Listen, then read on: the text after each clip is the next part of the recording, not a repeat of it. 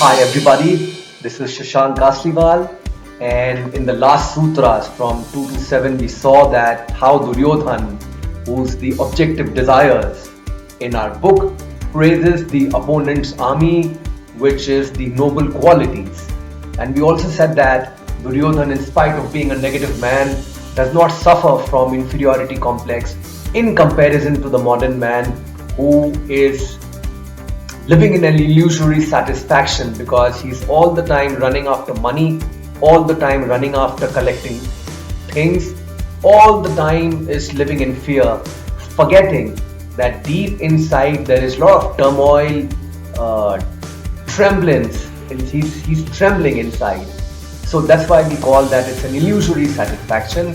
And the purpose of this book, the essence of Gita, is that how one can get over of this illusory satisfaction and find that happiness, that spot inside where there is no trembling. So when the objective desires, that is Duryodhan, praises the opponent's army, there is an unconscious introspection that is taking place from our conscience. Now conscience is the voice of God, the voice of Krishna. You are negative or positive, everybody has it, and that's the whole effort of this book, to find our conscience so that we can become conscious, not the conscious in the normal parlance, but to find our consciousness. That's what we are trying to do. So when Duryodhan, the objective desires, when does that introspection unconsciously, he starts feeling scared. Because every evil habit knows, when they look at the noble qualities, they know that the noble qualities are powerful than them. So Duryodhan, that is the objective desires in us, starts feeling scared. So it goes to other evil habits. Now in the Gita it is mentioned that Duryodhan speaks with the Guru Drona, Guru Kripacharya, Karna and other heads for asking for support for Bhishm, who's the commander-in-chief of his army. And Bhishm is the ego. Now objective desires know that if ego is well protected, nobody can defeat it, nobody can kill it, because ego doesn't exist actually. Ego doesn't exist in reality.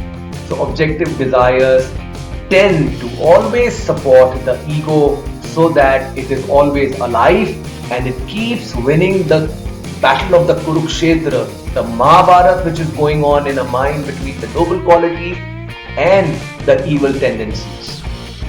But there is one point here. When objective desires, it goes to other heads, that is Drona, bad habits, evil tendencies, fear of death, rage, anger.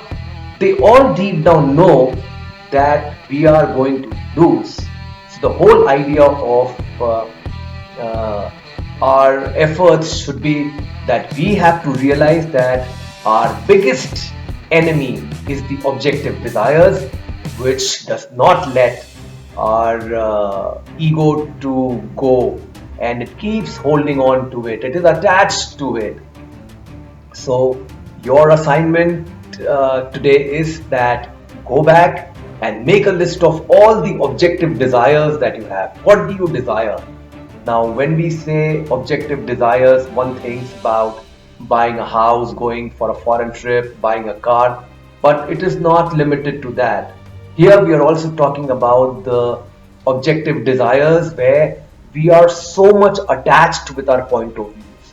So make a list with all your objective desires, including what are the point of views that you have which you're not willing to leave. Yeah. And in the next session we look at in depth what exactly the ego is. By the way, I've written a full book on what ego is, which is called The Freedom from the I. It is also available on Amazon, and you can also buy that. The advantage of that book is you will very clearly see the whole movement, the psychological movement that's happening all the time, the feelings, the thoughts, the emotions that we go through, the sensations that's there. Yeah. But till then, in the next video, we are definitely going to talk about ego. We'll touch a bit of it and try to look at it. Thank you so much. Till then, goodbye.